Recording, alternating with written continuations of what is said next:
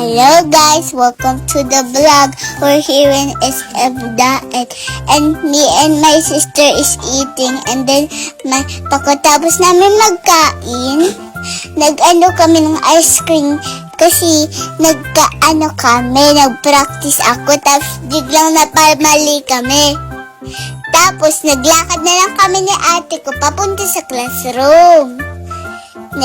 Kami ni ate pagkatapos nagkain ng ramen. I'm eating ramen tapos biglang kami ni ate Iya naligaw kami. Si Papa kasi puro drive. Naligaw kami bigla. Nag-practice po ako sa that elementary. Doon ako nag-school at 5 years old pa naman ako. Ipakain pa din ang noodles. Paborito ko magkain noodles pagkatapos nagkain kaming ice cream. Tapos nagpalakad kami papunta sa SM. Tapos nag-ano kami. Nagkakain kami.